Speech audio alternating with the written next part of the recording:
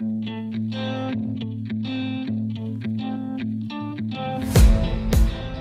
everybody, it's Jesse again and welcome to another edition of Gen X Thinks.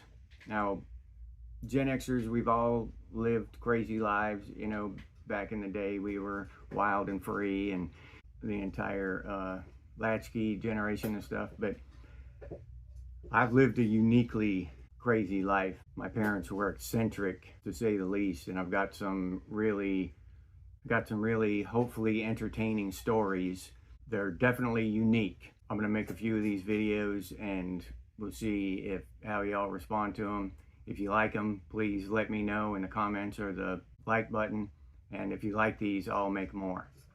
But I'll start out with my first story here. When I was in between the second and the fourth grade, somewhere in there, I can't remember exactly. We moved around a lot when I was a young kid. I went to a lot of different schools and stuff, so it's hard for me to remember exact dates and stuff. But when I was between the second and the fourth grade, me and my brother had gone up into the hills looking under rocks and stuff. We would do that, trying to find snakes and lizards, and that was just like our playtime. Me and my brother would do that all the time. So me and my brother go up into these hills, and I actually find a baby rattlesnake. So I pin it down with a stick and grab it behind its head and take it home. And my father, we had an empty bird cage, like, the little ones, and my father put cardboard inside it so that I could keep this rattlesnake as a pet. And I would I'd feed it bugs and like little frogs or something. So I had, in like second or third grade, I had this pet rattlesnake in a bird cage.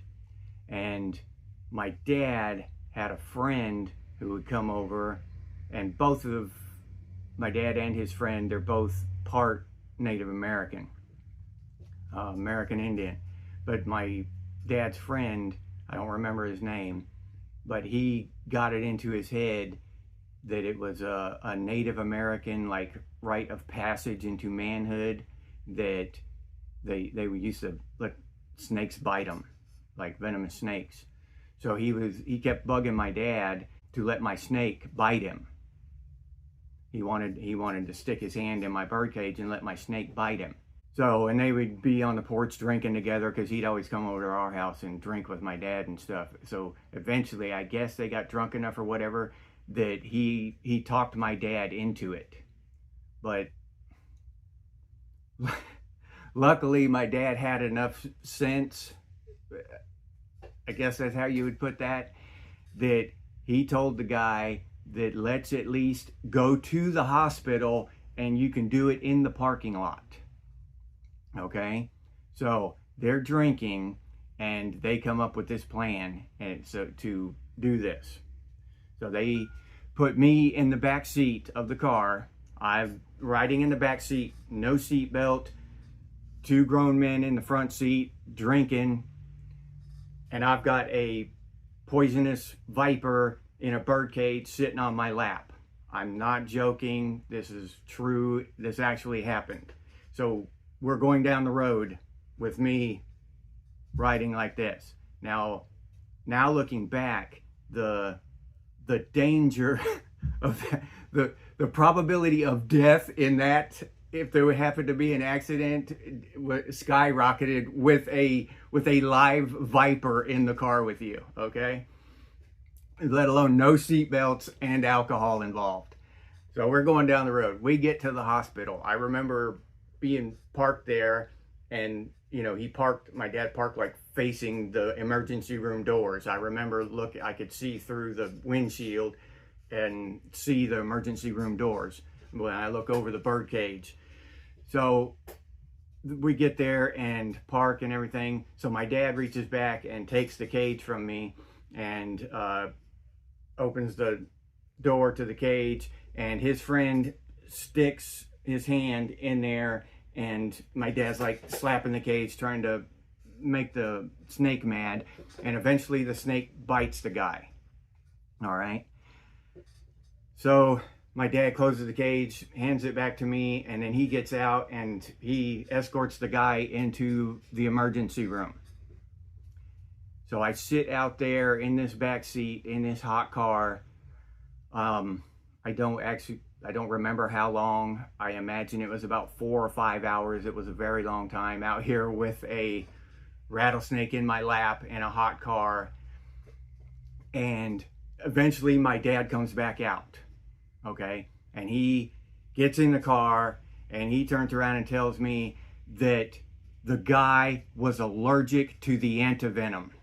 The antivenom almost killed him. It put him into shock, and they were doing the whole defibrillation thing in there, you know, clear, doing that stuff on him, and that he was going to be in there for for quite a while. So I don't mean to laugh at somebody else's misfortune, but he did bring it on himself. Okay.